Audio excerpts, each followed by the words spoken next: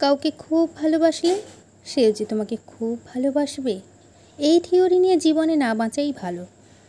ভালোবাসার নিয়মটাই এমন, যাকে তুমি খুব ভালোবাসবে সে কিন্তু তোমাকে ততটা দেবে না। এই পৃথিবীতে যে যাকে খুব ভালোবেসেছে তার থেকে সে কিন্তু সেই ভালোবাসাটা পায়নি, হয়তো কম পেয়েছে, নতুবা কিছু পায়নি। 6-এর সাথে 6 যোগ করলেই যে 12 হবে তা নয়। কখনো কখনো 7-এ 5-এ 12 হবে, কখনো 0-এর সাথেও 12 যোগ করেও 12 হবে। এ অঙ্কও মেনে নিতে হবেই। মনে রাখতে হবে, ঈশ্বর প্রতিটা মানুষকে এক এক রকম করে গড়েননি।